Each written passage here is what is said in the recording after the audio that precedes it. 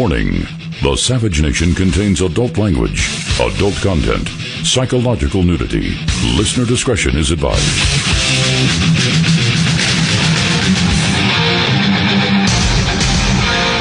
And now, America's most exciting radio talk show, The Savage Nation, home of borders, language, culture.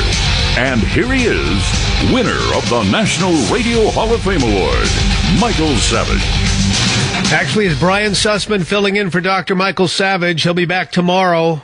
MichaelSavage.com for the latest headlines and sign up for the Savage newsletter. And don't forget Michael's book, Scorched Earth, What Trump Must Do.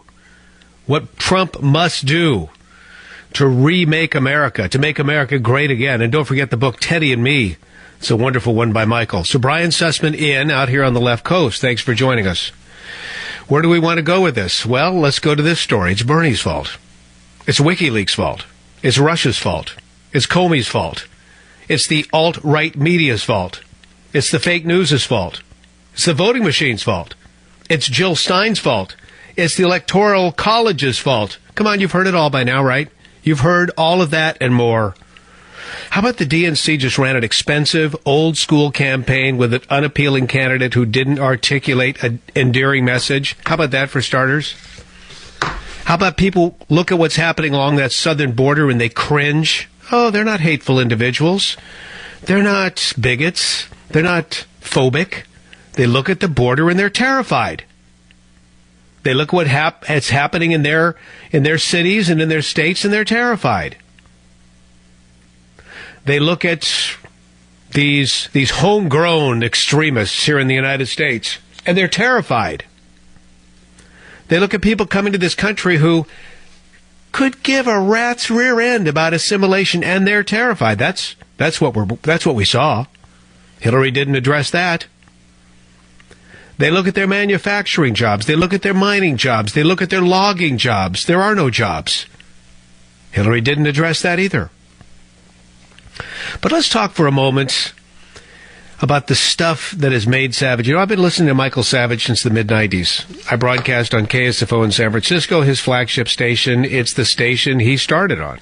He built that station. Kind of like the song, We Built This City on Rock and Roll. Well, this city is the city they're talking about in that song, but he built this station in the city of rock and roll.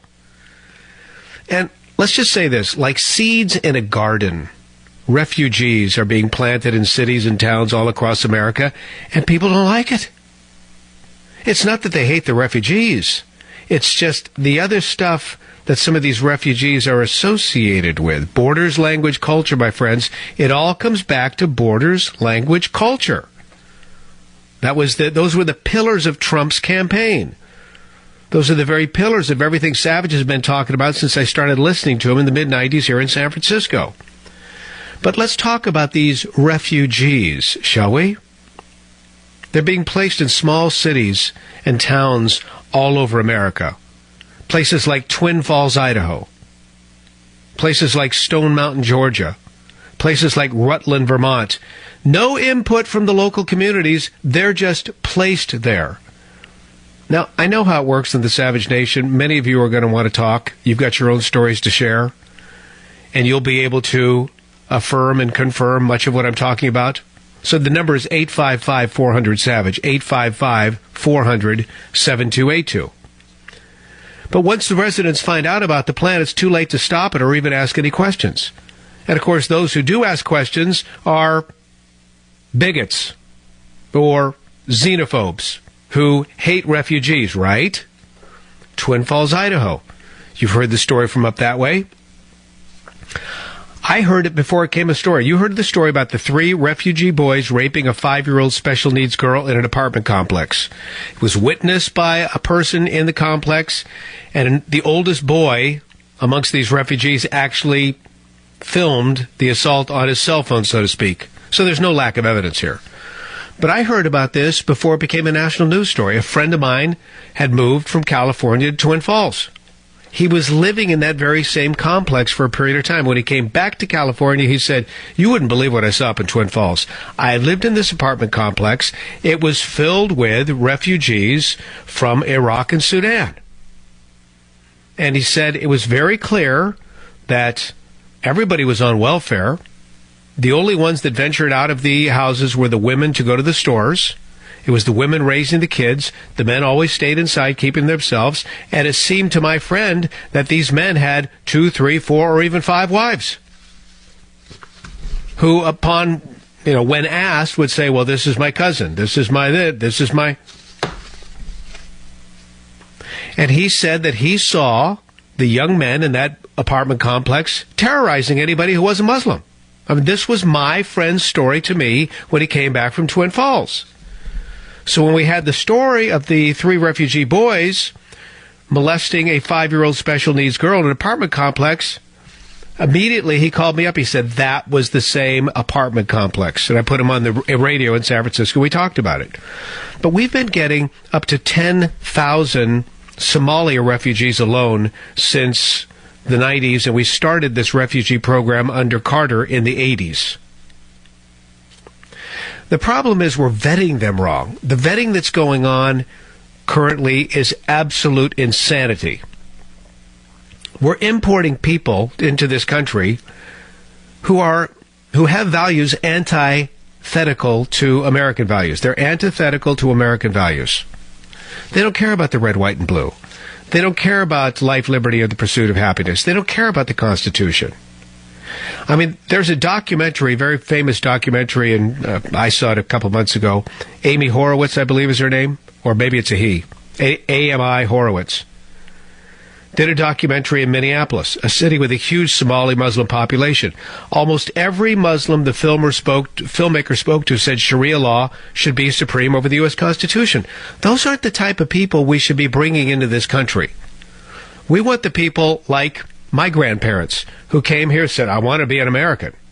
I want to be an American so bad I'm not even going to let my kids speak our native tongue. They're going to learn English. We're going to be Americans. But here's the problem. Look at France. Look at Belgium. Look at Sweden. Look at many places around the world. Muslim immigration gangs running the streets. I mean, in Malmö, Sweden, Muslim immigration gangs run the city. Medical personnel won't even respond to emergency calls without police protection. And this all started under a Carter administration scheme. The Refugee Administrations Program, it's called. And since then, the United States has admitted hundreds of thousands of aliens.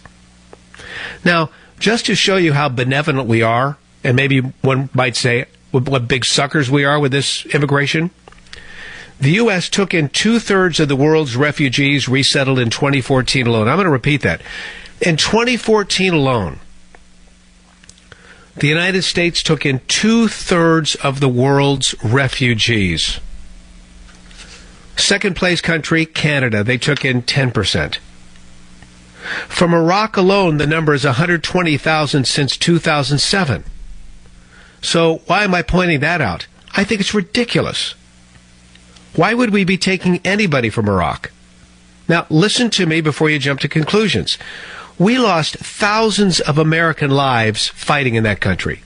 We spent hundreds of billions of dollars, taxpayer dollars, to make Iraq supposedly livable. Boy, do we suck. We spent all that money. Obviously, it didn't work, so we have to allow them to come here now? I thought we were making the country great for them. We spent money. We spent blood, treasure, American lives. And we're importing them to come live here? I thought we were making it good for them to live there. Maybe I'm wrong on that. Maybe you have a different opinion. Give me a call, 855-400-7282. But where does this all begin? And when's it all going to end? I'll tell you what's going to end in just a moment, but I'll tell you where it begins with the United Nations. The United Nations High Commissioner on Refugees working in tandem with our ridiculous State Department, which resettles the refugees throughout the United States with the assistance of hugely, lavishly, bigly compensated contractors, many of them working for church groups, without any consultation with the states in which Washington plants these assimilation-resistant imports, if I may. But the responsibility for vetting the immigrants, that's the Department of Homeland Security. Now, we'll talk about the vetting process because I think it's fascinating. The vetting we do is ridiculous. A background check is only as good as the available information one has. And when it comes to the people from Syria and Iraq and Afghanistan and Somalia and Sudan, we don't have a lot to go on. But let's just say, for the sake of argument, we do a great job with this. Oh, we know how to vet. Oh, yes. Well, the problem is we're vetting for the wrong thing. We're vetting for terrorism. What we should be vetting for is one's acceptance or rejection of Sharia law. Because Sharia law is Islam's framework, societal framework, and their legal code. And we don't vet for Sharia. I told you about that documentary in Minneapolis. The filmmaker asks all these Somalis in Minneapolis, what do you think of Sharia versus the Constitution? Oh, Sharia. I don't care about the Constitution. I care about Sharia. Muslims who believe in classical Sharia, folks, we would say, well, what about freedom of religion in this country? It has nothing to do with religion. They believe in Sharia. And Sharia rejects American democracy. Sharia rejects the belief that we have in this country that people have a right to govern themselves. Sharia believes that people are, the people are subjects, not citizens. Sharia believes that people are powerless to question, much less change Allah's law. Sharia discriminates openly against women and non-Muslims. Now, they would tell you that it's not discrimination, but I'm telling you from looking through the American lens, it's discrimination. It licenses wars of aggression against the infidel. This is all Sharia. We should be vetting for one's belief in Sharia. Instead, we're vetting for terrorism. So we're vetting for the wrong thing. We're ignoring all the dynamics of jihadism. Because Sharia leads to jihad. We're screwing up. Now, why am I hopeful? I'm hopeful because I'm looking at the guy that Donald Trump has nominated for Homeland Security. And at the end of the day, Homeland Security is in charge of the vetting. This dude is a righteous man, the former head of the U.S. Southern Command. General John Kelly, another Marine. This is the guy that was responsible for managing security threats posed by criminal drug networks based in South and Central America. He also oversaw Gitmo, by the way. This is a guy who did 40 years in the Marine Corps.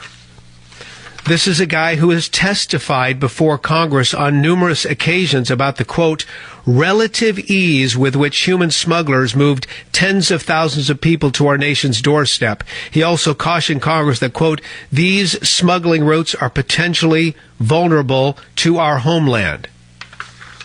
And he also said terrorist organizations could seek to leverage those same smuggling routes to move operatives with intent to cause grave harm to our citizens or even bring weapons of mass destruction in the United States. This is the type of guy we need at the helm of Homeland Security. So I remain hopeful.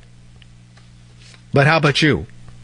855-400-SAVAGE. Brian Sussman filling in on this, The Savage Nation. Join the Savage Nation. Call now, 855-400-SAVAGE, 855-400-7282. Savage. The Savage Nation is sponsored by Swiss America, the only company I trust with my financial future. Call 800-289-2646 or SwissAmerica.com. Brian Sussman in for Dr. Michael Savage. Michael's back tomorrow. Don't forget michaelsavage.com, all the latest news there. Plus, very easy to purchase a copy of his book, Scorched Earth, or Teddy and Me would be another idea. So we were just talking about this refugee resettlement program, this insane Muslim refugee resettlement program we have here in the United States, bringing people into this country who, by and large, have no interest in assimilation, who look at the Constitution as being inferior to Sharia law, and they're being inserted without anybody's thumbs up or thumbs down into, generally speaking, white Christian towns across America. Like, for example, Twin Falls, Idaho. And that's resulted in disaster. John's calling from KBOI in Idaho. John, thanks for checking in on the Savage Nation. Go ahead, please. Yeah, I'd just like to say that I live about 2 hours from Twin Falls, and it's amazing how quickly that story disappeared from our newscasts. And when it first came out, it became almost like a social media pariah where the initial knee-jerk response was, these were not Muslim refugees. It didn't happen the way it's being announced. And then it just went away. And it's almost, our newscast doesn't seem to be as liberal as California. I just came back from Northern California, being down there for a while, but apparently it is, because it's amazing how you won't hear about that story. Yeah, it is amazing, but it's very real. You had 3 refugee boys raping a 5-year-old special needs girl, and there were witnesses, there's video, there's everything, and you're right. For whatever reason, the authorities up there wanted to bury the story, and they probably, everything's about fake news right now, John, right? Fake news this, fake news that. It was probably initially being described as, that's a fake news story. And in fact, now that I think about it, many said, well, it is fake news because all of you rednecks are saying that these boys are Syrians. They're not Syrians. They're Iraqis or maybe Sudanese. But remember, everybody initially said they were Syrians, and so because they were wrong, people said, well, see, you guys didn't have the story right. Oh, no, we had the story right. All you have to do is, instead of, the ethnicity, just bring in the religion, Islam.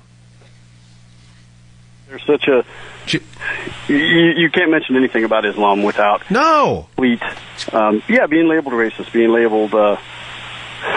Yeah, well, now you're a xenophobe. You bring up Islam. What's your problem with Islam? What's your problem with the religion of peace, buddy? I thought you're an American. I thought you're for freedom of religion. But see, it's beyond that. It's this belief system that many are bringing into this country that does not align with our values, correct? Correct. And you mentioned the women, unable, and even in places like Iran and such, you read stories, unable to even be in the same room as a single man. Well, they have to have their own swimming pools if they're single that don't allow the opposite sex to keep their heads covered. Where's the global outcry for this? If a woman in America... I'm with you. John, I am absolutely with you. I appreciate you expressing your opinions here on the Savage Nation. As always, Brian Sussman, proud to be filling in for Dr. Michael Savage. Join the Savage Nation. Call now, 855-400-SAVAGE. Savage. Brian Sussman in for Dr. Michael Savage. Mike's back tomorrow behind the microphone. In the meantime, I'm here, and it's always a pleasure to speak to you. The phone number, 855-400-SAVAGE. We'll get your calls in just 1 second. We're going to check some of the other news going on around the country, and much of that you can get at michaelsavage.com. But this is quite a headline. Iran warns of World War III if Trump revamps that nuclear deal, which was just the stupidest of deals. So we'll get to that in just a moment. In the meantime, we were talking about, in keeping with the theme of borders, language, culture.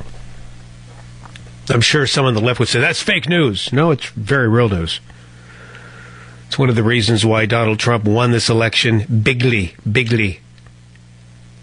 But people are concerned, and you look at many of those who are coming to this country as refugees, and you scratch your head and say, listen, I'm all for, those who want to get to this country legally and want to get to this country because they want to bleed red, white, and blue, and they're for life, liberty, and the pursuit of happiness, and they think the Constitution is awesome. But for those who come to this country and basically want to turn our country into what theirs was, or theirs is, the country they came from, those 57 religion of peace countries, they weren't always religion of peace countries. They were turned over time. In many cases through the womb. They were leveraging the womb. This is a very long-suffering ideology, and it is. It's just that. Some would say it's a religion. Sure, it's a religion. But there's an ideology attached to that. It's called Sharia, and it's not compliant with American values. It's just not. Do I sound like a hater as I'm saying this? No. Are there Muslims who come to this country and say, screw Sharia, I love America. I want to come here. I want to raise my kids. I want to make money. I want to participate.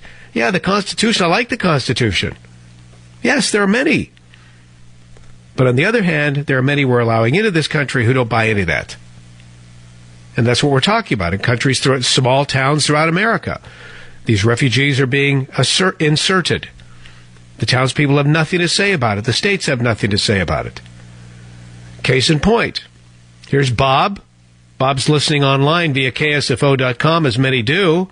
Bob, let's talk about your small Wisconsin town. What's going on? Thanks for checking in on the Savage Nation. Thank you. The population of Hudson, Wisconsin is 13,000 people, and our little once-a-week liberal newspaper informed us we've been selected to receive 21 Syrian refugees, which the newspaper fully assured us have all been properly vetted by the U.S. government.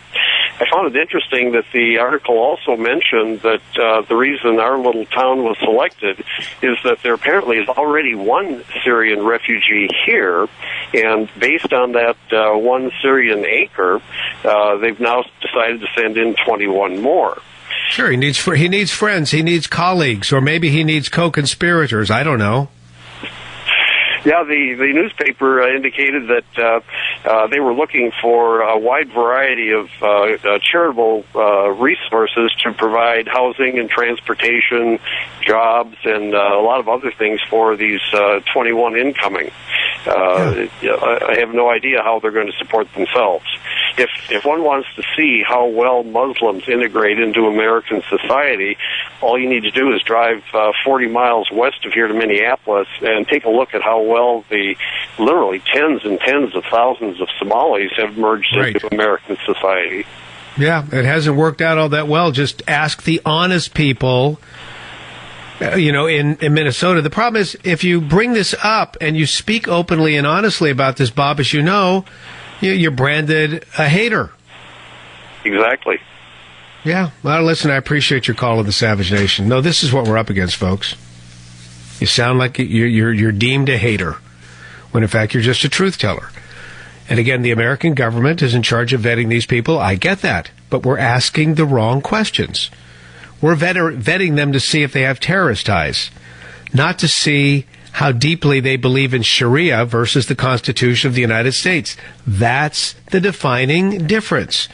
And when I look at the guy that Donald Trump has selected to replace Barack Obama's Department of Homeland Security chief, that Johnson guy, who has no business in that department, we've got a Marine general who's been talking about this immigration problem through our southern border for years. Other stories in the news.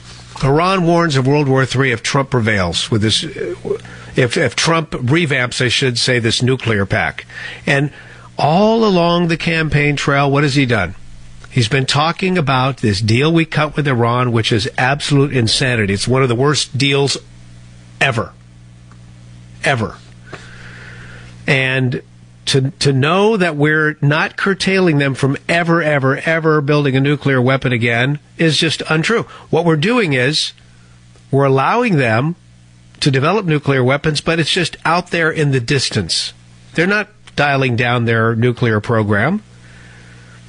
And the way it works is if we suspect something fishy is going on, who do we have to contact in order to conduct an inspection? We have to contact Iran. And then what will Iran do? Well, it will give us so many days before the inspection takes place, and they will, of course, be the monitors of the inspection. They'll lead us through the inspection process. So they'll have plenty of time to clean things up, put things away, and then, of course, they will lead us. Oh, you can go right down this door. Oh, take this tunnel right over here. Hey, I think I see some tunnels over there. No, you don't. That's your imagination. Please, come with us this way. What a crock. Okay, you want a crock? I got a crock for you. Have I got a crock for you? Reindeer. 'Tis the season, after all. I like what Trump's saying on global warming. And I speak to you now as the former television meteorologist. That was my other life. But I remain active in the trade because I just love weather. I like how Trump's keeping an open mind to human-caused global warming, because I think we all should, because I believe we should follow the truth wherever it leads. I'm always keeping an open mind.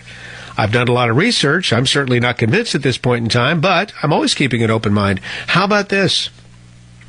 We're told now because of global warming over the past 16 years, reindeer are shrinking. Not the number of reindeer, the size of the reindeer. They say they're shrinking because of global warming. I'm sorry, I'm laughing. Meanie, me. Reindeer are shrinking. One of the icons of Christmas is now shrinking. I wonder how Santa's doing. Is global warming causing him to lose a few lbs? Just curious. By the way, there's also a story in the news. It has to do with, let me see, I think it's on michaelsavage.com as well. There it is. Massive ancient civilization lies frozen beneath the Arctic ice. Okay, so if that's the case, well, wouldn't that tell you that the Earth was much warmer at one point in time? Oh, wait. Okay, if that's too much for you, how about this? If I sent you up to the Arctic Circle on the frozen tundra, I sent you up to the Arctic Circle, frozen tundra, and let's say you're just like knee deep in snow, that part of the tundra. Maybe not even. Maybe it's springtime. Okay, let's take it as spring. The snow's gone. Now you're just on the pristine tundra, and I gave you a shovel and said, "Start digging." I got news for you. You could go down 6 to 10 feet, and suddenly, my God, what is this? It's a tusk. You start digging into fully preserved woolly mammoth. You start digging into fully preserved, the body's there, complete with eyeballs, teeth, skin, the whole schmear. Okay, it's all right there for you. You'd find camels. You would find tigers, lions, bears, oh my. It's all up there. Just start digging through the tundra, and in certain locations, you will find this stuff. Very well preserved, given the fact that these animals have been dead for thousands of years. So what does that tell you? Doesn't it tell you that at some point in time, the Earth was much warmer than it is now? How else would these animals survived? This was their habitat in those very northern latitudes. How could that be unless the Earth was warmer? So what happened since then? See, folks, the climate of the Earth is always changing. It's always changing. Other stories in the news as we peruse michaelsavage.com and then some. The New York Times. They hired that reporter who was outed via WikiLeaks. You know, the reporter who sent stories to Clinton's staffers for approval. I love WikiLeaks.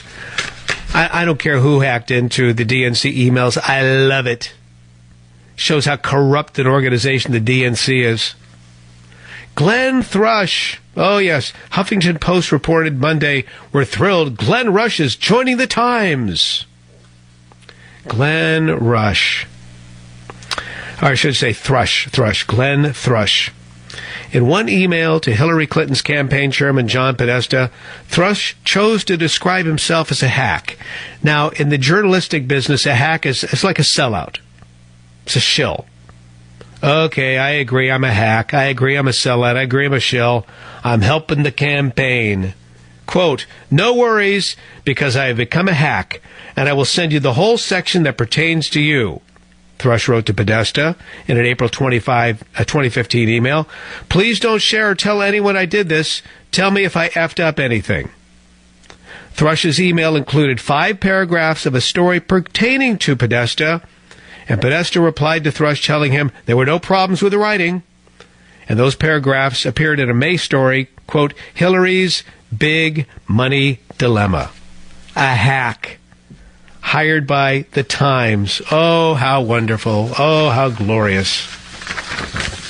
You know what else I learned? I'm still looking through the WikiLeaks emails because I find them fascinating. And one of the emails that I so enjoy that I saw this weekend had to do with the chairman of Google's parent company, Alphabet. Eric Schmidt is the guy's name. Big, huge power player who supposedly is going to be meeting with Trump this Wednesday. Trump's bringing in all these titans from the Silicon Valley to meet with him. Don't know what he's going to say, but he's bringing them in. I have a feeling that Trump is playing chess when everybody else is playing checkers, but nonetheless, I digress as I often do when I'm behind the mic on the Savage Nation. The point is, Eric Schmidt, we know from a WikiLeaks email, he was present with Hillary on the night of the election. So he's with Team Hillary as they're watching the results come in. Now, I happened to be with Team Savage that night. I was with Michael Savage, my co-host on KSFO, Katie Green, and our producer, Sherry E. We were with Michael Savage and many of his friends that night. It was just a delightful evening in San Francisco. So we're there. Eric Schmidt is with Hillary and her team watching the election results, and it's noted that he had on his jacket lapel a little identifying button that said staff. So here you go, one of the most influential, truly, Google, very influential company. They have many properties that influence social media greatly. Eric Smith noted as staff for Team Clinton on the night of the election. So what do you think about these stories? Let's get to your comments next. 855-400-SAVAGE, 855-400-SAVAGE. Brian Sussman filling in on this, The Savage Nation. Join the Savage Nation. Call now, 855-400-SAVAGE, 855-400-7282. Savage. The Savage Nation is sponsored by Swiss America, the only company I trust with my financial future. Call 800-289-2646 or SwissAmerica.com.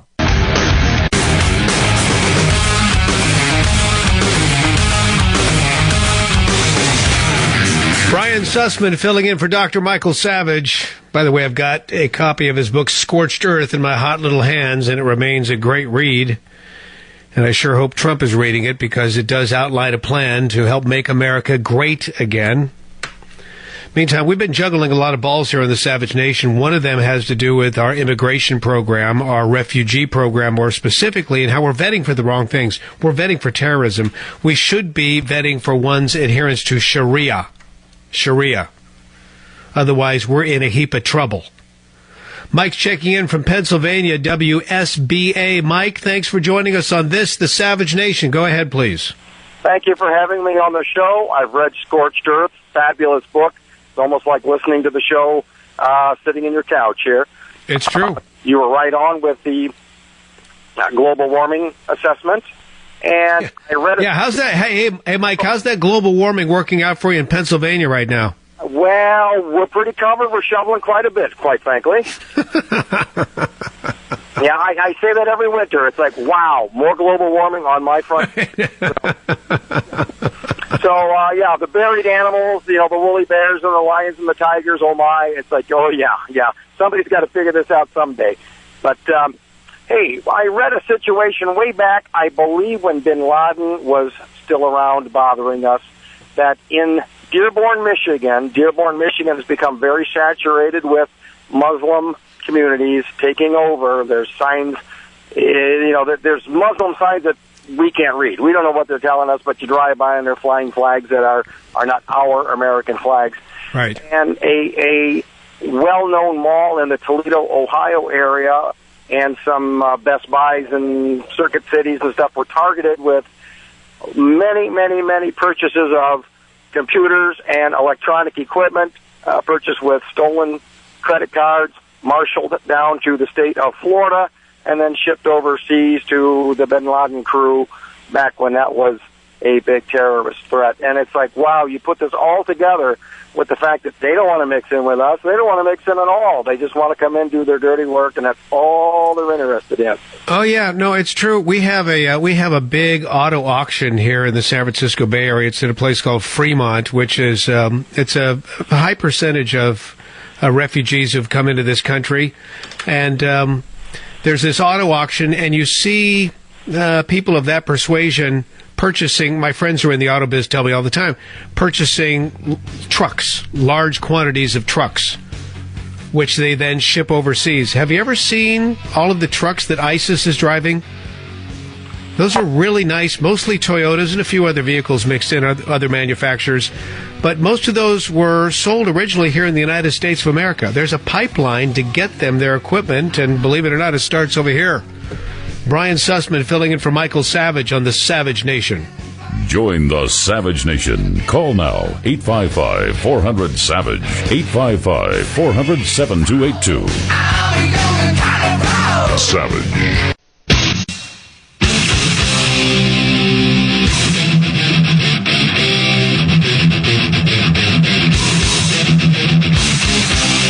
Warning. The Savage Nation contains adult language, adult content, psychological nudity. Listener discretion is advised.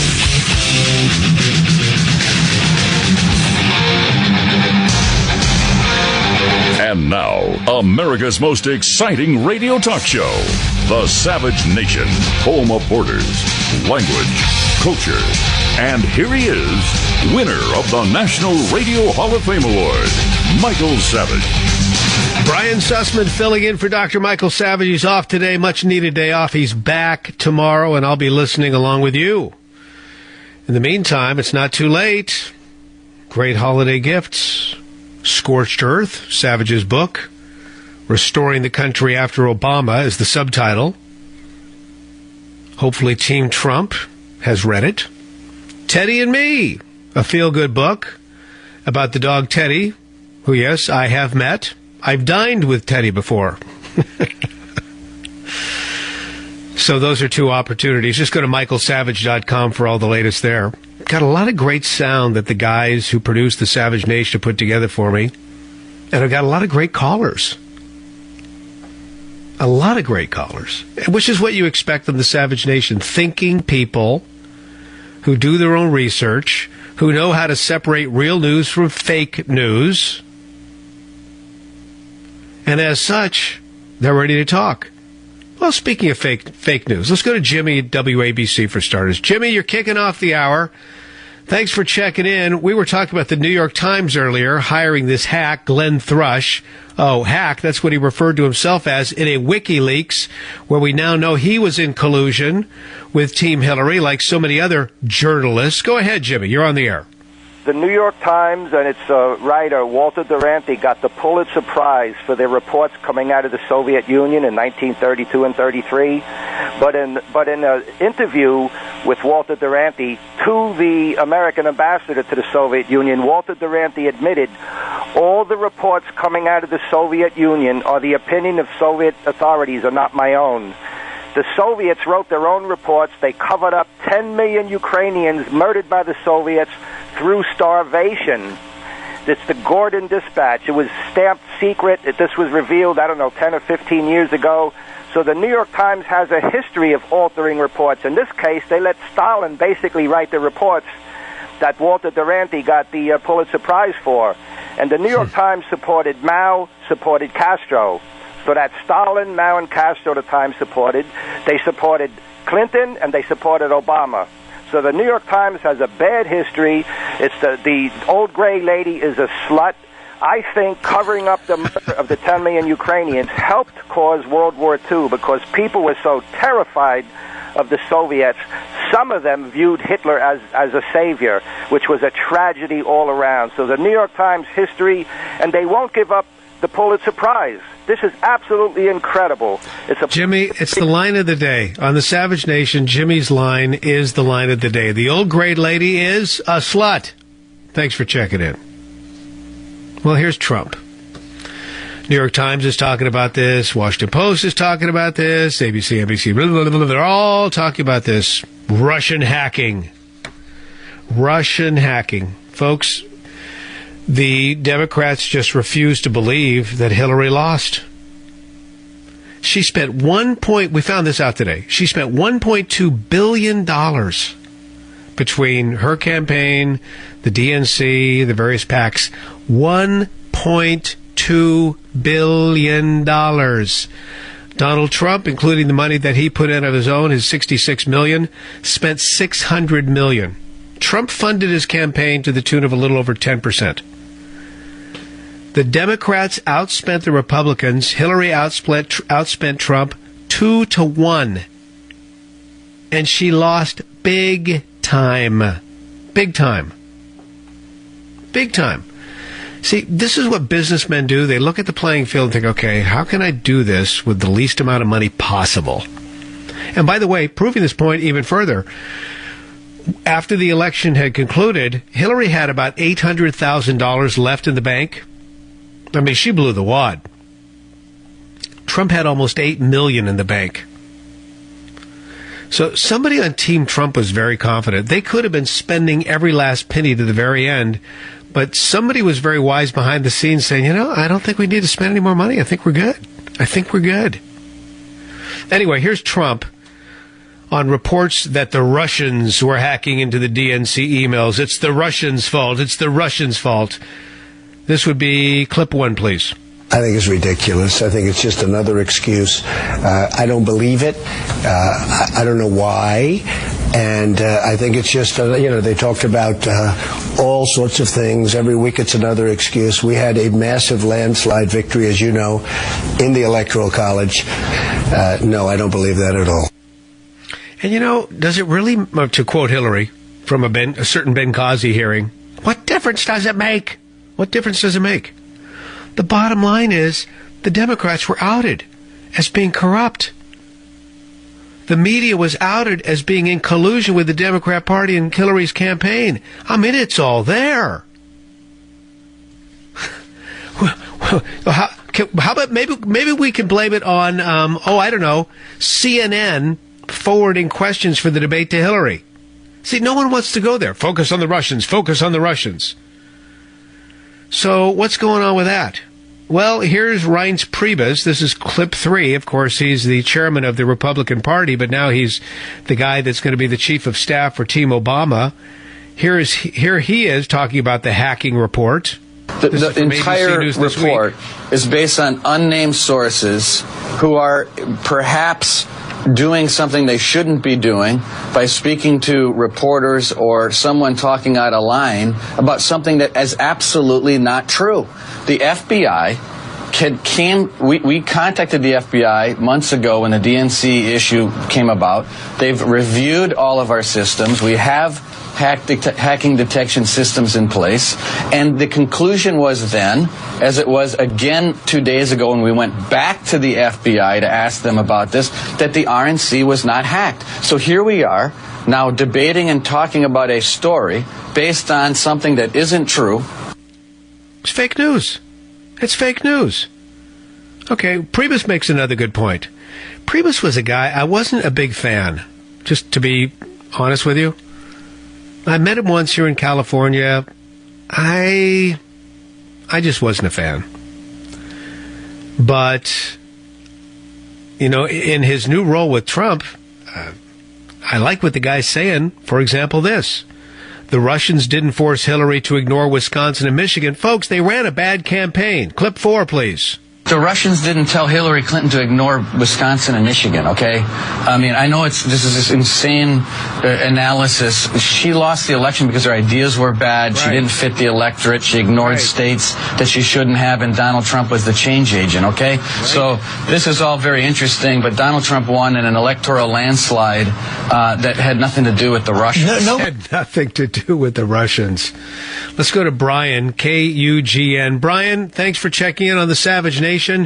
You're on the air. We're talking fake news. Oh, he's gone. Well, here he was about to talk about another fake news story. Hands up, don't shoot. I mean, that has become so mainstream that you've got NFL guys doing the hands up, don't shoot. Never happened. Never happened. It was a narrative created by the media. The media. Continuing. Oh, here's one of Savage's favorite guys, John McCain. He's talking about Trump's pick for Secretary of State.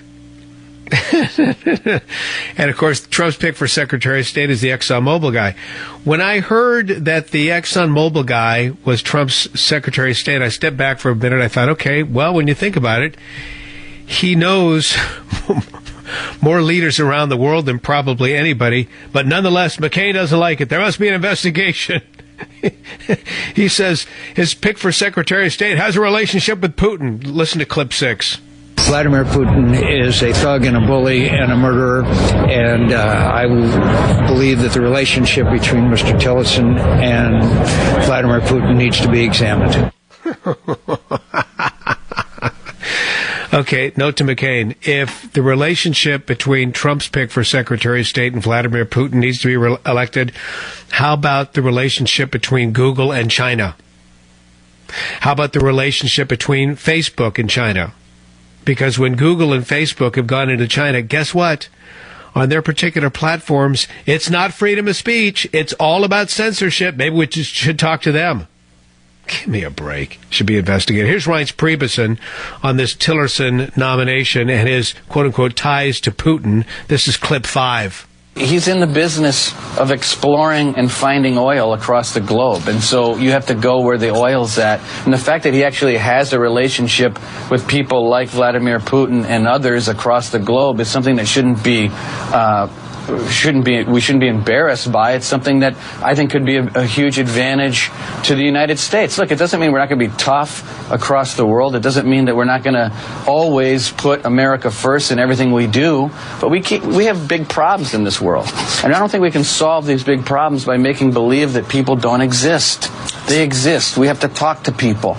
You know, if we would have this Tillerson guy who's head of ExxonMobil, if he would have been Secretary of State, could you imagine this? When we had the Iraq War going on, who was Secretary of State then? Condoleezza Rice, was that it? We wouldn't have had this ridiculous, insane, stupid policy whereby we go in and we didn't get a drop of that oil. I know the left wanted to say it was all about oil. Guess what? At the end of the day, we didn't get a drop of that oil. In fact, when the contracts were finally doled out to determine who was going to help Iraq pull that oil to the ground, not one U.S. company got a contract. Come on, man. All that we spent in that country, and we didn't get one drop of oil? Are you kidding me? Doesn't make any sense to me, but, you know, that's just me. Fake news. Fake news. Stephen, WABC, thanks for calling the Savage Nation. Stephen, you're on the air. Go ahead. Hi there. Good afternoon to you. For me, the start of fake news, and I guess you could also call it cover-up news, started big time during the Clinton administration when Bill Clinton needed to cover up things happening with Monaco Lewinsky, and they bombed supposedly a factory making bombs in Africa, and it turned out that the location was just making aspirin or something like that. But right. That's for me the start of fake news. Yeah, you're right. You're exactly well. And think of all the diversions they had to create in order to keep everybody's eyes off of what Bill Clinton was doing in the Oval Office. Stephen, thanks for your call. WABC New York, always a pleasure. So Brian Sussman filling in on the Savage Nation. Dr. Michael Savage is going to be back tomorrow, and I'll be back in just a few on this, the Savage Nation. Join the Savage Nation. Call now, 855-400-SAVAGE, 855-400-7282. Savage. The Savage Nation is sponsored by Swiss America, the only company I trust with my financial future. Call 800-289-2646 or SwissAmerica.com.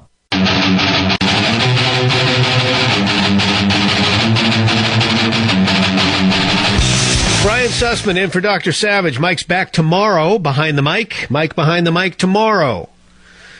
I love the callers on the Savage Nation. You guys are the greatest. 855-400-7282.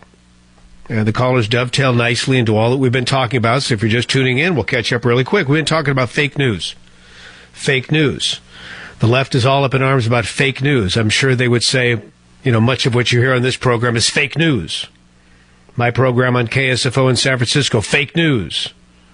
MichaelSavage.com, fake news. WorldNet Daily, fake news, etc. Jack, checking in from WBOB in Florida. Jack, you're on the air. It's a pleasure speaking with you. Go ahead. Thank you. The pleasure as well. I just wanted to say it's amazing how the left is so up in arms about fake news when for 10 years they got their news off of Jon Stewart and The Daily Show. Jack, it's hilarious because I was talking with Savage's producers about this very issue before this show began. For years, The Daily Show, that's where all the elites, the smart people got their news from. I mean, that was as phony baloney as anything. Oh, yeah. But yeah, that's great. I love it. Jack, thanks for checking in. Perfect. Okay, now we go to Travis, WAAV, North Carolina. Another thing we've been talking about are the hacked emails. The left wants to make you believe that this is all the job of the Russians and we need an investigation into this. But they're missing the point. Travis, make the point for us. Thanks for calling. No problem, Brian. Really enjoy your sit-in for Michael Savage. But the whole point is maybe the Russians hacked the emails, maybe they didn't. But here's the thing that nobody's really looking at. The Russians didn't write the emails. The DNC wrote the emails. Hillary Clinton and her followers and supporters and campaign, they wrote the emails. If the Russians hacked it, all they did was expose it to the American people. They made it. So how can it be fake news? How can it That's be it. Russians?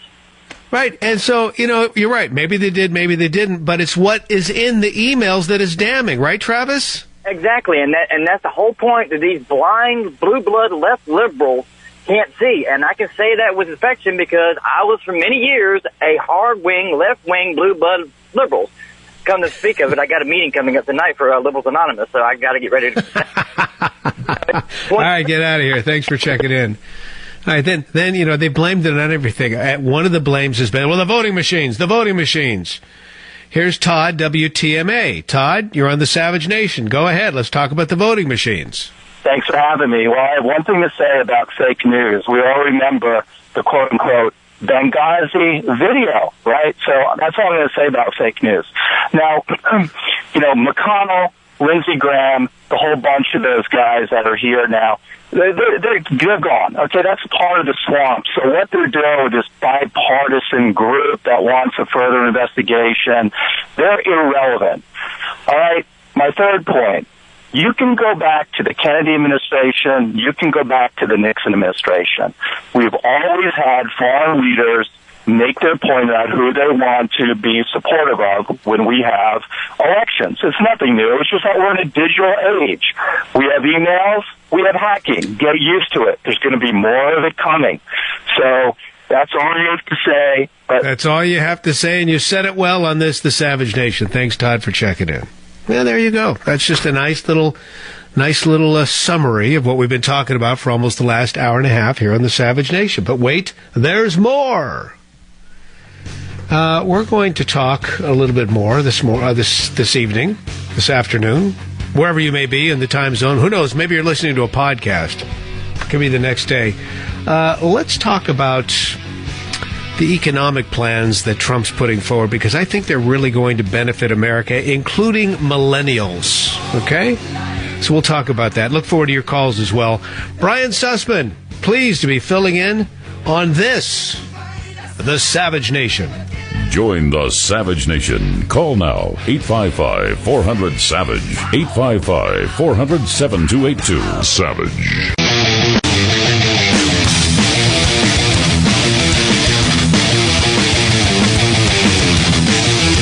Sussman filling in for Michael Savage on this, The Savage Nation. Don't forget, michaelsavage.com. That's where I go daily to get a great dose of the news.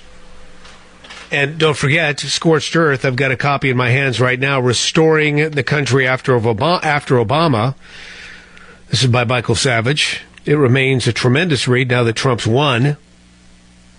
On top of that, you have Teddy and Me, which is just a nice feel-good book about Michael's dog, Teddy. You can get them both at michaelsavage.com, michaelsavage.com. Of course, the phone number, 855-400-SAVAGE, 855-400-7282. Well, let's continue here. The hit parade, all the sound. Let's just continue. Loretta Lynch, she's our Attorney General. Oh, she's real qualified for that post, isn't she? She was at a mosque today talking about hate crimes. A mosque talking about hate crimes. She's talking about the latest statistics showing the number of hate crimes increasing. Here she is in clip 10, please. Clip 10, Loretta Lynch. But perhaps most troublingly of all, it showed a 67% increase in hate crimes committed against Muslim Americans. This is the highest total of anti-Muslim incidents since 2001, when 9/11 itself spurred so many reprehensible acts. And we know that there are many more hate crimes in communities, in all communities across this country, that go unreported. So what about the hate crimes committed by Muslim Americans? I'm thinking about everything from San Bernardino to the Boston bombers and then some. What about those crimes? Why isn't she talking about that? You know, maybe there really have been some quote-unquote hate crimes committed against Muslim Americans, but what about the heinous, horrid, awful mass murders committed by Muslim Americans in this country? Why aren't we talking about that? I mean, if she wants to really give us the full scenario, it seems like while she's at that mosque, it would be an excellent opportunity to give them a little what for. I mean, what about the story that we talked about in the first hour here on the Savage Nation? We were talking about the refugee program in the United States of America, which is insane. Our refugee program here in the United States is insane. It started in the 80s with Carter, and it's continued ever since, and it's out of control. And I really and truly believe that Trump's going to put an end to this, given the guy that he's selected to become the Department of Homeland Security chief. General Kelly, this guy is righteous, and he's been talking about our immigration process for a long time. But the bottom line is we vet improperly. We vet for terrorism. First of all, the vetting is only as good as the records you have when one's undergoing a background check. And the records we have from people coming from these countries of interest in the Middle East are sparse, if at all. So they come to this country, and how do we vet them? The Department of Homeland Security vets them based upon their ties to terror. Well, maybe they don't have a tie to terror, but they believe that Sharia is supreme to the Constitution of the United States. Stop the press. They should not be allowed in. Unless we're going for suicide.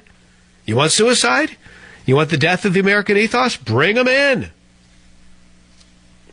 So, that in mind, why isn't Loretta Lynch talking about the crimes being committed by Muslims in this country?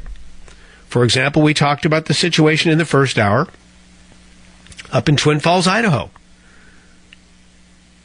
Bunch of kids do terrible things to a 5-year-old disabled girl. It's all on cell phone video.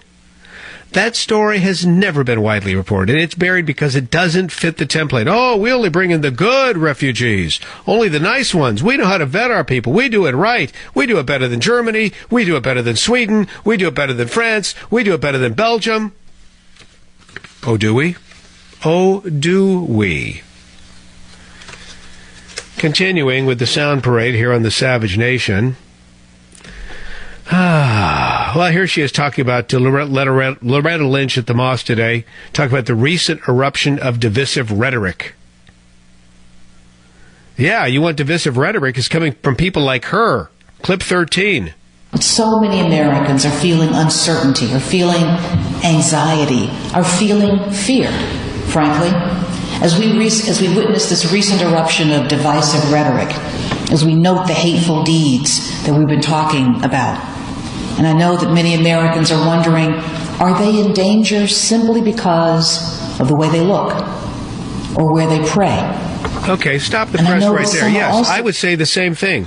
Are you in danger because of the way you look? Are you a white male who's a Christian? You're in the crosshairs big time. Continuing, here's Joe Biden.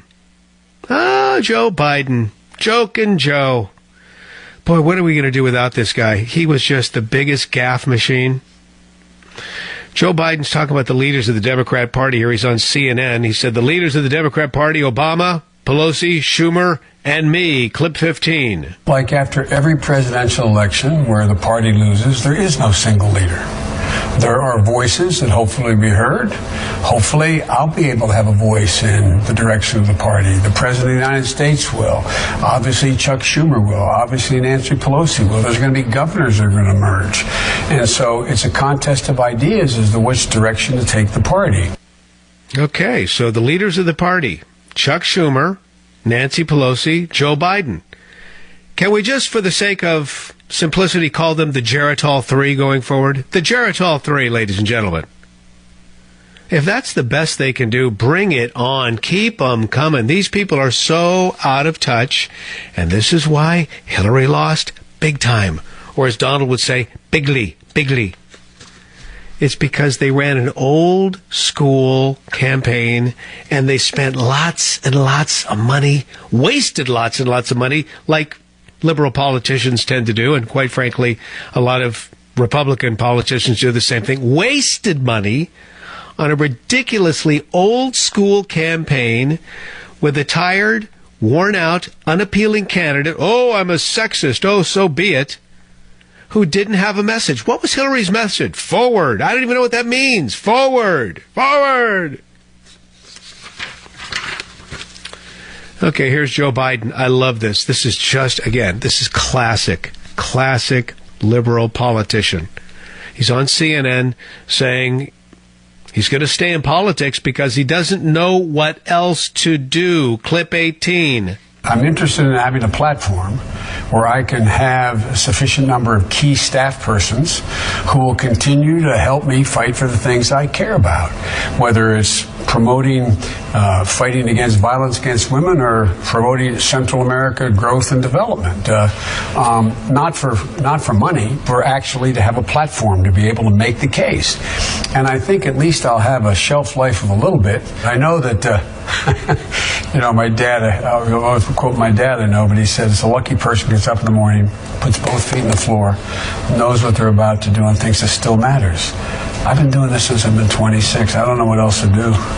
You don't know what else to do because you don't have any marketable skills outside of politics and being a creepy lech, in my opinion. Here's Rob, WJR in Michigan. So we're just talking about Loretta Lynch giving us all a tongue lashing on how we're so hateful. Thanks for calling, Rob. You're on The Savage Nation. Thanks for taking my call. I just wanted to make the comment because I haven't heard anybody really mention this. But it's my recollection that Loretta Lynch was also an appointee of Bill Clinton. It's a gift that keeps on giving. Yes, you're right. Oh, these people they've been recycled through numerous administrations, Rob. Yes, and can I make one comment about Joe Biden?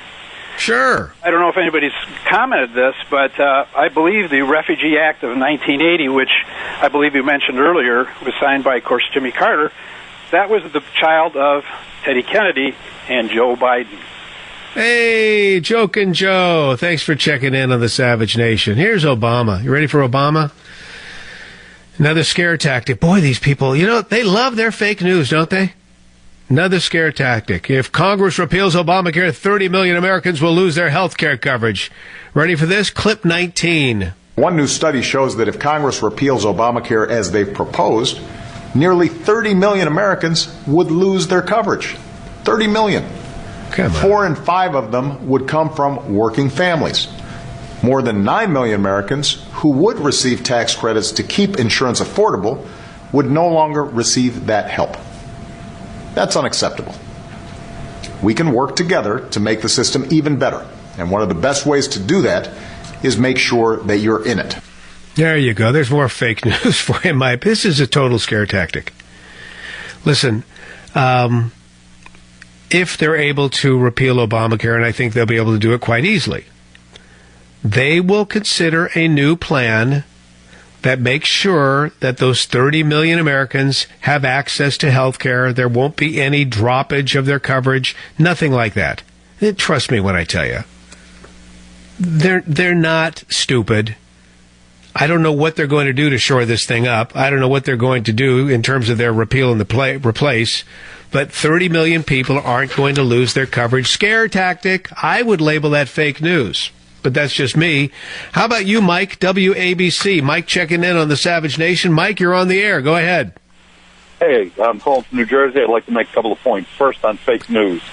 The classic example of the fake news is the WikiLeaks stating that the Democratic operatives were being sent into Trump rallies to foment violence. And then when they start violence, it's reported on the news that there's violence at Trump rallies. Right. You don't get more class than that. And as far as Loretta Lynch and these the spike in hate crimes, I did 30 years in law enforcement, and we found that the vast majority of these hate crimes were the people doing it themselves to either lawsuits, things like that, or elicit sympathy. And you were going to find that the vast majority of these alleged hate crimes, people drawing swastikas, things like that, are people doing it themselves in order to elicit sympathy or simply to push forward that agenda. Exactly. And how many stories have we seen in recent weeks and months where that indeed was the case? This has happened on a couple of University of California campuses where people come up with these crazy stories that they were abused, either physically or verbally, by some, white redneck who was a Trump supporter. And then upon further questioning, you find out, whoa, that really didn't happen. And that story just goes away so fast. Right. And frankly, I'm a registered independent. I was not a 100% Trump guy. But that is the only thing the Democrats have is a race issue. Continue to pound this race issue, pound away, pound away, pound away, keep people in fear. They get 90% of the black vote. And they are so afraid that if they lose that, they have nothing. And the only way they can keep that is through fear. I'm with you. Appreciate you checking in, Mike. WABC, listening from New Jersey on this, the Savage Nation. Again, go to michaelsavage.com for all the latest news. And we'll pick through some of those news stories in just a couple of minutes. We'll take more of your calls as well. Always a pleasure. It's always an honor. Brian Sussman filling in. Michael's back tomorrow on this, the Savage Nation. Join the Savage Nation. Call now, 855-400-SAVAGE, 855-400-7282. Savage. The Savage Nation is sponsored by Swiss America, the only company I trust with my financial future. Call 800-289-2646 or SwissAmerica.com.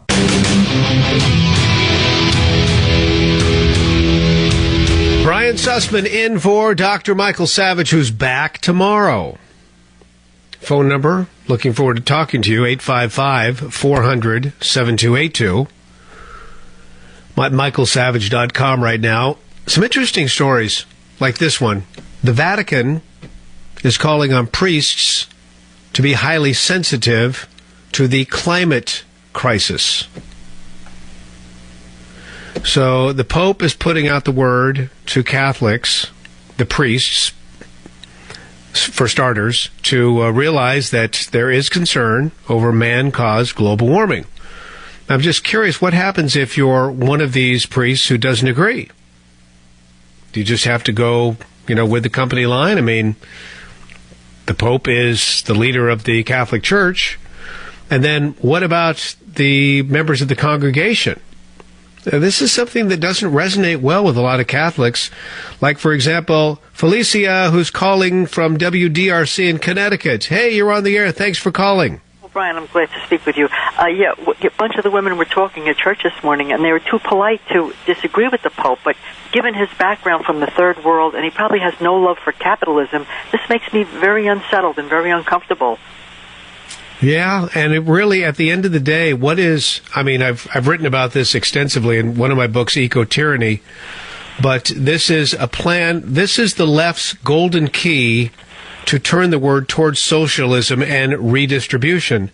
So indeed, given his third world background, he's never been in the private sector working, I think you may be onto something here for sure. You're doing a wonderful job for Mega Mike. Thanks. Mega Mike. Hey, thanks for checking in. But really, what do you do if you're just a good-hearted, God-fearing Catholic person who goes to church every Sunday, and this is the edict coming down from the very top? I mean, what do you do? It's interesting. And then what do you do if, we've got another caller here, also interestingly from Connecticut, who has another religion-related question. But what if you're a Muslim in this country who says, listen, I'm not a terrorist. I believe the Constitution is superior to anything, including Sharia. So you're a Muslim who's in this country, and you don't believe in Sharia law. You believe in God, in this particular case, Allah, but you're not into the Sharia thing. What do you do? And what do you do when it comes to terrorists amongst your community at large? Bill's checking in from Connecticut, WDRC. Bill, go right ahead. You're on this. Well, I think we've got the nice, wonderful sounds of Bill's pocket. Phone in pocket, that's what it sounds like. Bill, you had one job. And you didn't quite make the cut on the Savage Nation. All right, so those are some of the things we're talking about. Well, what I'd love to get into in the next hour, there's a fascinating story out today, New York Post. The American dream is pretty much dead. Is it? Is it? Has the American dream at least taken a kick in the shorts? We're going to talk about this with you, members of the Savage Nation. Always a pleasure. Brian Sussman filling in for Dr. Michael Savage. Savage Nation. Join the Savage Nation. Call now, 855-400-SAVAGE, 855-400-7282.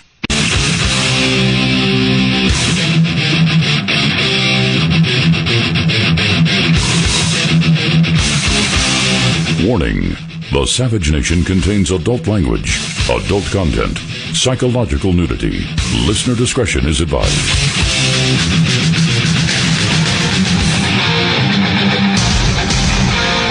And now, America's most exciting radio talk show, The Savage Nation, home of borders, language, culture. And here he is, winner of the National Radio Hall of Fame Award, Michael Savage. Actually, the Hall of Famer is back tomorrow. That would be Michael Savage. He's back tomorrow, filling in Brian Sussman. Of course, we share the same home station. Michael Savage's flagship station is KSFO in San Francisco. And, of course, he's the guy that really built that station. I was listening to him in the mid-'90s when he first started. Borders, language, culture. That was the theme then, as it remains today. He's back tomorrow. I host the morning show there with my friend, colleague, and sidekick, Katie Green. Question for you. The American dream. We'll get to all the news of the day. Trust me, I will unpack it all for you in just a moment. We'll take your calls, and we look forward to that.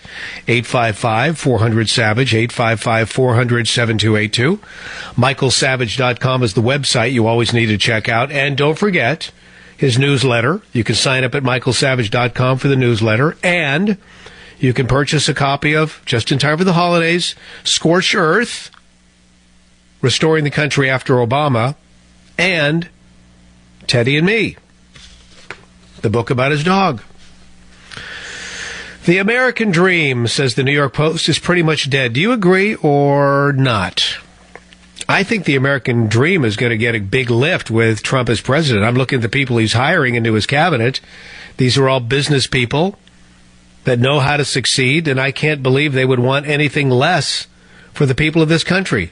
Let's do things to make it possible for people to succeed. I'm looking at the guy, for example, that is going to possibly run the Department of Labor, the guy that is the CEO of Hardee's and Carl's Jr. I mean, what we need as Secretary of Labor is a guy who has hired laborers. We don't need activists. The guy running the show right now is an activist. He's a lawyer activist. I want people who have hired. I want people who have built companies. I want people who have met payroll. That's what I want. That's going to make everybody great. New York Post, today's 30-year-olds are making way less money than their parents did when they were their age, a new study shows. That's the first line of the story. Now I go to the second line, and I'm having problems. Because clearly there's an agenda here to make you believe that, oh, it's bad and it's never going to become great again. So these are economists and sociologists from Stanford, Harvard, and the University of California. Likely people who have never worked a day in the private sector in their lives. Likely people who have never hired, never sadly had to fire, never had to endure the pains of owning a business. Trust me, my wife and I have owned several businesses, several small businesses. And we've hired and we've had to, in some sad cases, fire. And we've had to meet payroll. And you have to grow a business, and you have to put up with customers, and you have to put up with internal squabbling between your employees. And can I tell you, as a small business person, many of you know this because you are small business people, it's a never-ending job. It's 24/7. It's 24/7. A friend of mine wanted to buy a small business recently. I said, are you ready for this? Because don't plan on weekends. Vacations, you're always working. It's tough out there.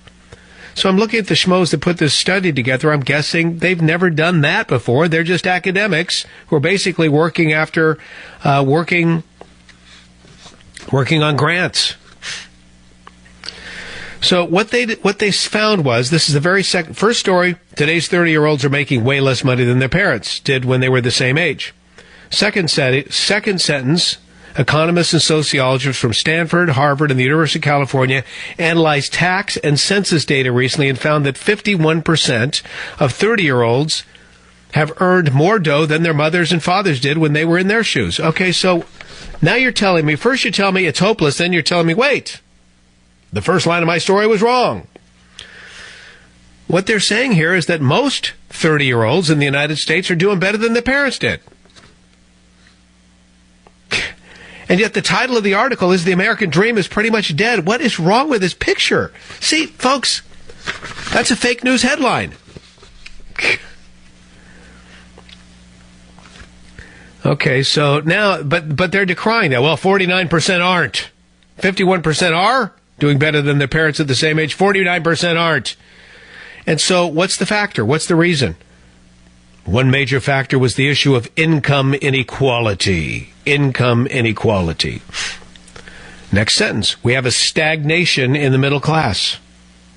When you're in that situation, it becomes very hard for children to do better than their parents. So they're admitting that most 30-year-olds are doing better than their parents did at the same age, but then they're decrying this other 49%. And you know what? I will agree. I will agree, because they say most of this, where most 30-year-olds earn less than their parents did at the same age, is in the Midwest. Okay. And how did Trump do in the Midwest? He did huge in the Midwest. He did huge in the Rust Belt. All the states where they said he'll never win. Why did he win? Because in those states, their economy's been decimated by this federal government. Their economy's been decimated by rules and regulations and laws that make it very, very difficult to compete, to start a business, etc. I'm looking at those industries that have the potential to provide so many jobs. Everything from oil and gas, to mining, to logging, to manufacturing. Guess what? When we can get those jobs back, when we can dismantle the EPA so some of these ridiculous, unsound, do nothing but kill jobs regulations can get wiped off the map, when we can get somebody in there with a brain in their head who's actually, I can't wait to see who's going to pick to be in charge of Department of Interior. Maybe that's a place for Sarah Palin. She knows a little bit about that. Seriously.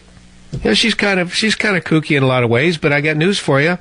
This is a woman who was a governor of a state, but if you just want to axe that, this is the woman who was involved in the oil industry in her state, which produces a lot of oil.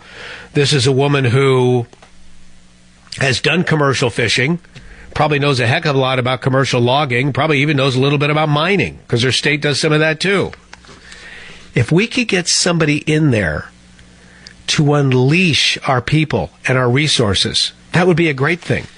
I mean, do you know who is in the crossfire of, the Obama administration has been doing their damnedest, and it started actually with the Clinton administration, and it was staved off a bit by the Bush administration, a bit. But farmers and ranchers in this country, they are in the absolute crosshairs. There is a movement being run by radical environmentalists to get rid of the farmers and the ranchers in this country because they see them as an invasive species. So I'm reading this article. The number of 30-year-olds who earn less than their parents is higher in the Midwest. Well, guess what? I can actually agree with that. But what's the answer? So I'm looking at these academic dweebs who put this study together.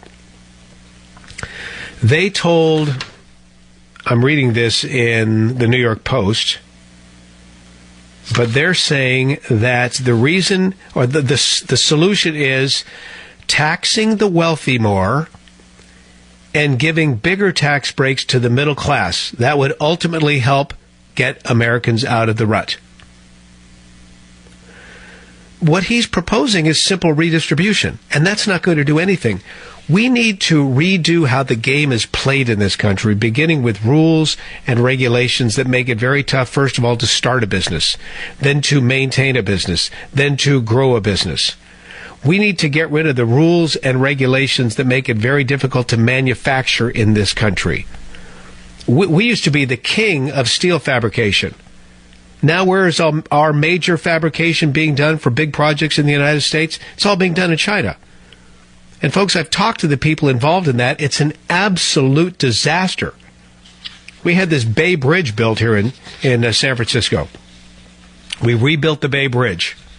After the 1989 earthquake, we finally finished this thing a couple years ago. It is the most expensive public works project in the history of the world. It started out, it's going to be under $1 billion. Now with financing, that thing is something like $17 billion. $17 billion bridge with financing. $17 billion.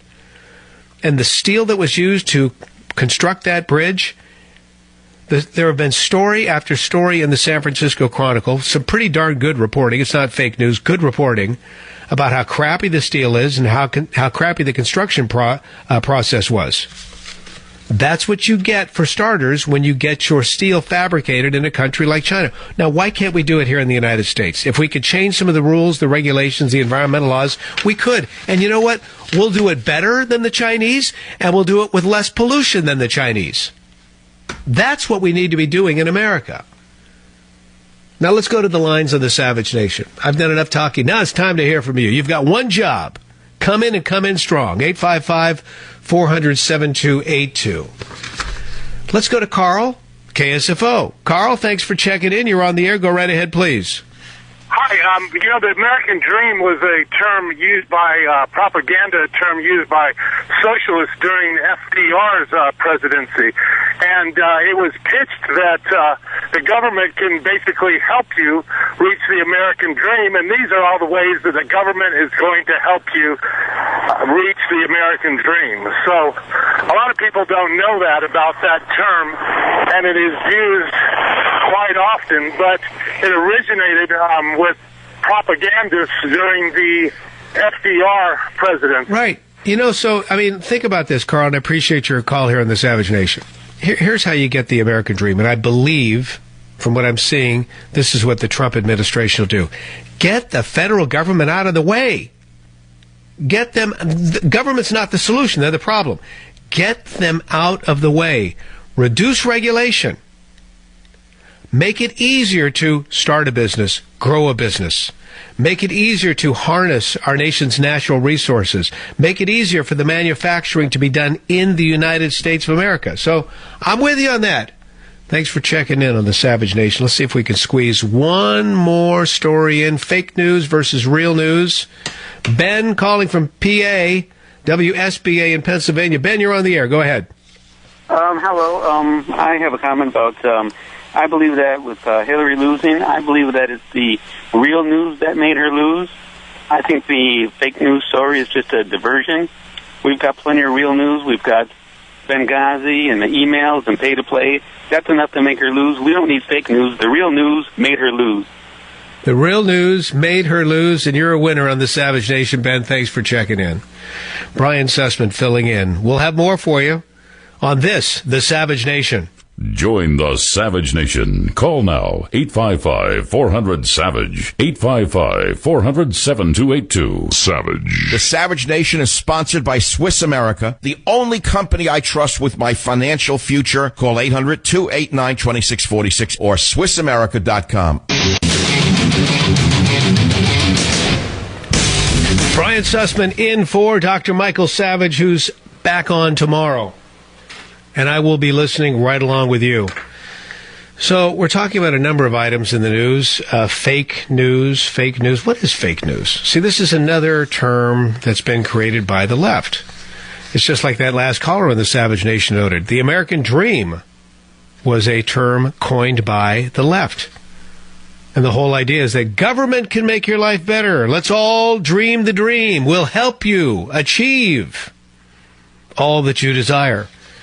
Whereas I'm reminded of another great president, a certain Ronald Reagan, who said government's not the solution, it's the problem. It's the problem. And I'm hoping with this Trump administration, they're going to clear out a lot of the crap and a lot of the dreck that has clogged up the pathway to freedom in this country and opportunity and liberty by getting rid of these ridiculous rules and regulations that have so stifled us.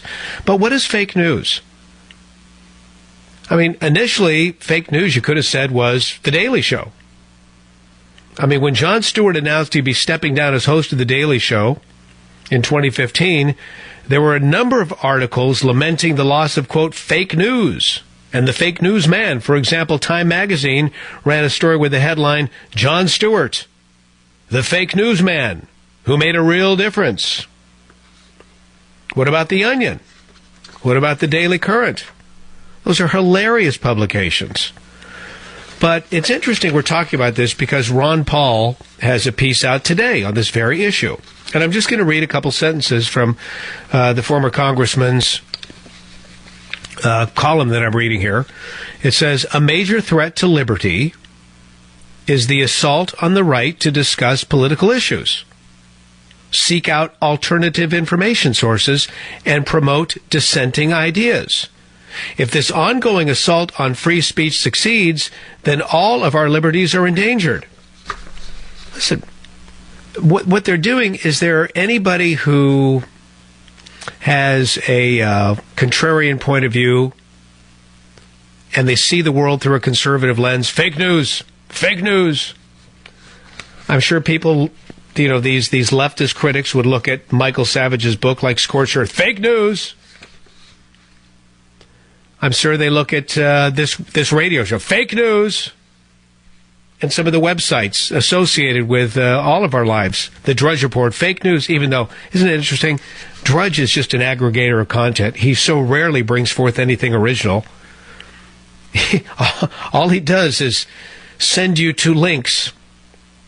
All he does is link up news stories all over the world that are very intriguing, fascinating, etc. But here's the deal. Fake news, real news. If we taught our kids, if we taught people in this country, beginning in kindergarten, how to critically think, we wouldn't have a problem. You'd be able to quickly decipher what's real, what's not real. What's real, what's not real. I mean, nowadays, my gosh, if you even fancy a conspiracy theory for just a moment, oh, fake news, you're a crazy alt-righter.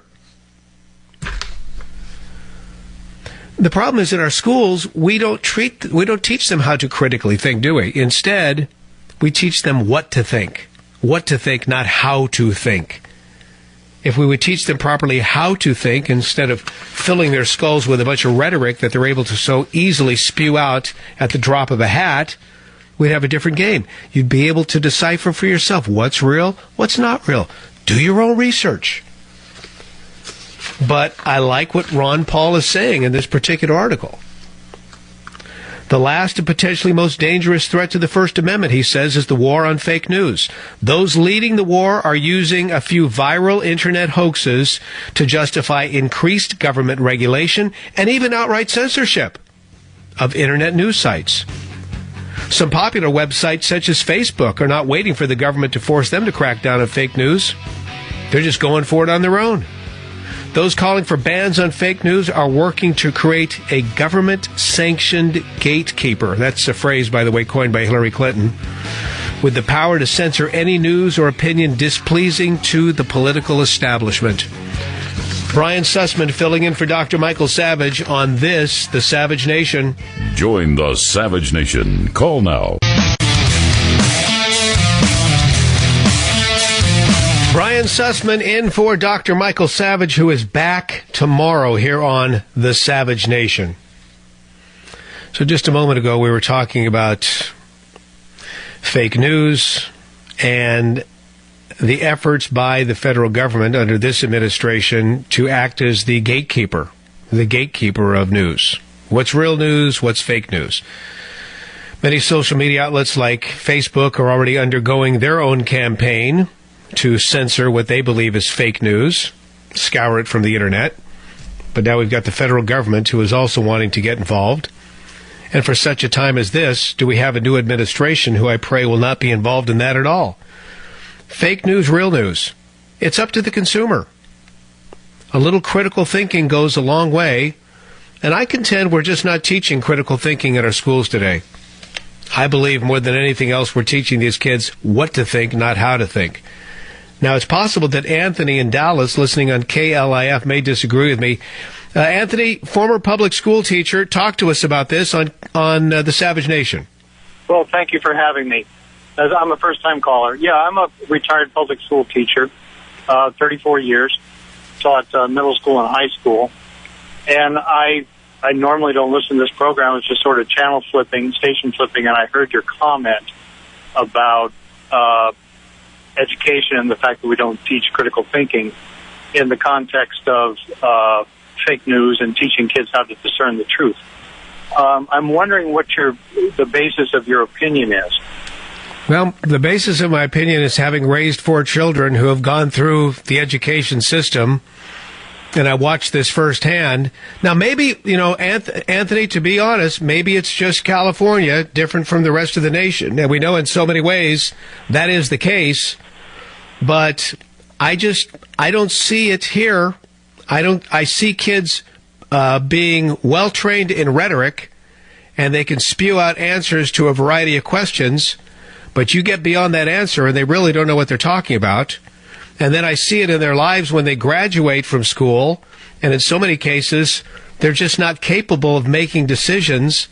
And this isn't across the board, but in so many cases, they're not able to make the decisions necessary to really move forward in life and become a successful, independent, self-sufficient individual.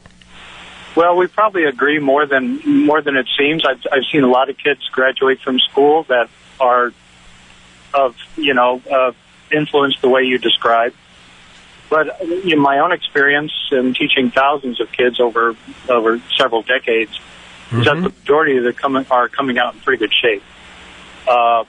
And like you said, it might be California, it might be your specific school district, it might be the specific teachers within that school district. But I do take exception to the blanket statement that our public schools are not doing this, and that's the problem. I think fake news is terrifically dangerous, and so let's do this, Anthony. Let's define fake news. What is fake news? Is it simply The Daily Show? Is it The Onion, or is it something else? It's a fairly new phenomenon. I guess it can come in many forms. The biggest headline lately has been Clinton running this pedophile organization that the pizzeria in D.C. got shot up because of it, because someone believed it. That kind of fake news is dangerous. That individual who shot up that pizzeria obviously wasn't able to discern truth from falsehood. Right, and Pizzagate, as it's being called, is one of the recent flurry of stories that suggests that the core problem facing this nation is fake news. But what about the fake news, for example, hands up, don't shoot? I mean, that was proven to have never taken place in St. Louis, Ferguson to be specific, and yet the media ran with that, and to this day, I would guess most people in this country believed that the black man who was killed by the cops actually put his hands up and said, don't shoot. Right. I agree with you on that one. That's a horrifically awful story. That is a false narrative. I think a lot of news organizations have owned up to that being a false narrative. I think the Black Lives Matter movement has not owned up to it. Right. No, you're right. Listen, we probably, I appreciate your point of view calling in from Dallas. Yeah. And this educational issue, thanks for checking in on the Savage Nation. It may indeed have to do with my state of California versus the state you live in, but nonetheless, this fake news narrative is growing and it's increasing, and the left, I mean, if Hillary were elected president, they would continue going after this tooth and nail, and there would be a censorship campaign done in the name of safety and sanity that would be horrendous. I mean, our First Amendment allows you to get away with a lot, including having your own opinion. It's life, liberty, and the pursuit of property, right? That includes the property between your ears. The property between your ears. This is a wild one. This just came over the transom. So now we have an ex-Philadelphia congressman, my, getting 10 years for corruption. Former U.S. representative and Democrat at that. Now, see, this speaks volumes. You got to hear the whole story here. It just came over the wires. Chaka Fattah is his name. You had 435 of these people in the Congress. I never heard of Chaka Fattah. I've heard of Shaka Khan, but never Chaka Fattah. Chaka Fattah was sentenced Monday to a 10-year prison term by a judge who said he was astonished that this veteran legislator would steal government funds and charity funds to pay his son's debts and buy a vacation home. My goodness. Now, isn't it interesting? Just the headline alone, it's the AP headline. Ex-Philadelphia congressman gets 10 years for corruption. If he were a Republican, it would have read like this. Ex-Republican congressman. But you got to read down through the story to find out he's a Democrat. Now, what does that say about the news biz? Might there be a little bias, do you think? Huh? Kind of? Sort of? Huh? Fatah, a Democrat who was born into a family of black activists in West Philly, spent 2 decades in Congress working on housing, education, gun control, and other issues of concern to the left. Oh, his wife was a TV anchorwoman. Between the two of them, they were bringing in over $500,000 a year. Yet somehow, this genius had some financial problems. He tried to run for mayor in 2007. Was running through the family money. I don't know if it was for his campaign or just his lavish lifestyle. Not sure. But he took an illegal $1 million loan from a friend. And then the friend called the debt. And when he's being sentenced today, he said, but I've helped tens of millions of people. Yeah, that's just like Hezbollah. But look at all the good work they do. Jeez. The jury found that he took the $1 million loan. Are you ready for this? Talk about cronyism. He took a $1 million loan from the chairman of Sallie Mae. Sallie Mae is the Student Loan Corporation. He returned $400,000 of it and repaid some of the rest with federal grant money that he had steered into an educational nonprofit run by one of his former aides. Oh, this guy was corrupt. He thought he'd get away with this? Is he stupid? Is this the best we can do in Congress? Especially you Democrats. Aren't you just ashamed? How many Democrats are currently in prison in this country who used to be in public office? The nonprofit efforts, okay, so he stole money from this, stole federal grant money from a nonprofit. The nonprofit included a NASA-funded mobile science classroom emblazoned with Fatah's name that roamed around Philadelphia when he was running for mayor. It was helping promote his political career, which is illegal. Fatah was also ordered today in court to repay $600,000 to Sallie Mae and NASA for use of this mobile science classroom. What a dunce. Here's what the judge said. This is Judge Harvey Bartle. For someone so interested in advancing education for the disadvantaged, you had the temerity to steal from the Educational Advancement Alliance. That's a nonprofit group supported by federal funds. While you say you've done much good, you've also engaged in grave and widespread criminal activity. Oh, but there's more. Listen to this. Fatah used the money on campaign and personal expenses as well. Personal expenses, the jury found. He also put $23,000 in nonprofit funds towards his son's college loans. And he took $18,000 in a bribe to try help a friend become an ambassador. Wow. And he's just one of the ones who got caught. By the way, the congressman's son, so the apple didn't fall far from the tree at all. Listen to this. The congressman's son is serving a 5-year prison term in an overlapping fraud case that went to trial last year. Chip Fatah Jr., actually he's Chaka Fatah Jr., nicknamed Chip, Chaka Fatah. Chaka Fatah Jr. was convicted of fraudulently obtaining business loans to fund his jet-set lifestyle. Wow. Maybe some of you in the Philly area know who this guy is. I've never heard of him before. So, former Democratic congressman gets 10 years for corruption. All right, back to the lines on the Savage Nation. Another thing that we've been talking about this today is the Pope. It's all at michaelsavage.com. The Pope has put out the word to the priests that, hey, guys, we need to start talking up global warming. We are stewards of this wonderful earth, and we need to get the truth out there regarding man-caused global warming. So I came up with a question earlier. It's like, okay, now what do you do if you're just a good God-fearing Catholic who goes to church and you're saying, I don't believe this stuff? What do you do? How do you deal with that? I mean, this is your church. I'm just curious, as someone kind of outside looking in, Brian WDRC in Connecticut. Hey, Brian, you're on the Savage Nation. Go right ahead. Hey, so I think your sentiments about Pope Francis are a little unfounded. Because, first of all, you look at Catholicism. Catholicism, first of all, is an extremely complex religion. And it does. That theology you just quoted there, stewardship of the earth, is not just Catholic, it's biblical. Okay? Sure, of course. And the assumption that, as conservatives, I understand, climate change is disputed.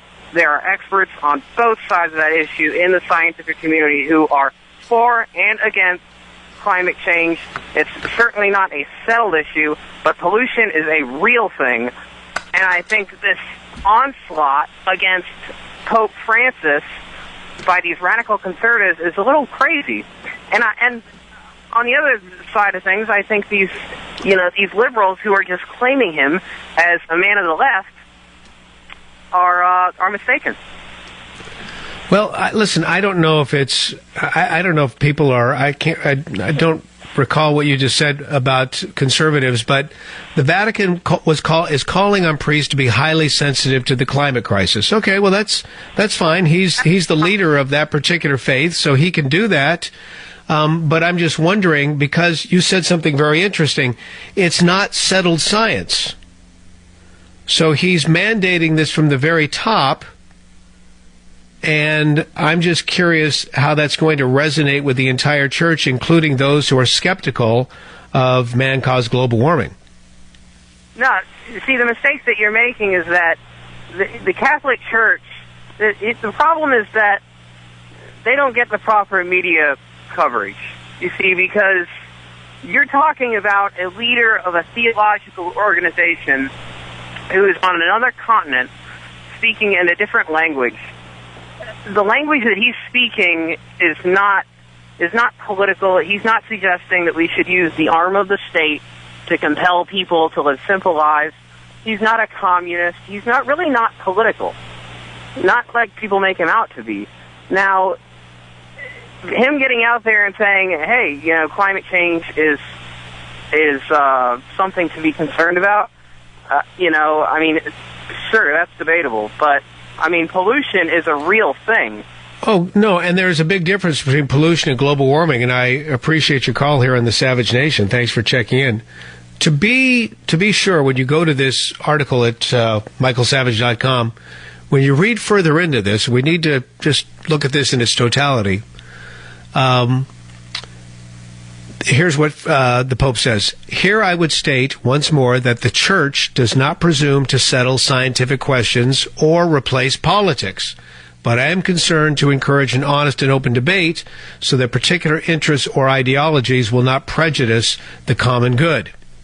So he's encouraging debate on this particular issue, which is great. It's something I wish the left would allow for on a regular basis. It's something that Trump even this weekend said he's open to. He has an open mind regarding global warming. But again, global warming, pollution, two different things altogether. No one's for dirty air. No one's for dirty water. Certainly nobody. And we've done the best job of anybody in the world regarding cleaning up our skies and cleaning up our water. And for that, we're a model. Is there more work to do? Absolutely. But we've done a darn good job. Brian Sussman in on the Savage Nation. More calls to come. Glad you're with us. Join the Savage Nation. Call now. 855-400-SAVAGE. 855-400-7282. Savage. The Savage Nation is sponsored by Swiss America, the only company I trust with my financial future. Call 800-289-2646 or SwissAmerica.com.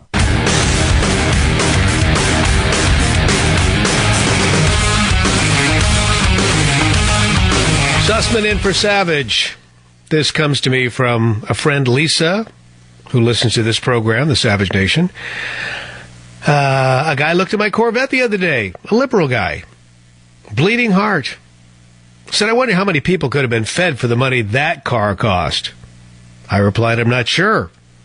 But it sure fed a lot of families in Bowling Green, Kentucky, where it was built. Fed the people who made the tires. Fed the people who made the components. Fed the people in Decatur, Illinois, at Caterpillar, who made the trucks that haul all the copper ore. Fed the people that pulled the copper ore out of the ground, too. It fed the trucking people who hauled it from the plant to the dealer. Fed the people working at the dealership and their families. But I have to admit, I don't really know how many people it fed. And ladies and gentlemen, that's the difference between capitalism and the welfare mentality. When you buy something, you put money in other people's pockets and give them dignity for their skills. When you give someone something for nothing, you rob them of their dignity and self-worth. Brian Sussman, proud to be filling in on this, The Savage Nation. My friend Michael Savage is back tomorrow.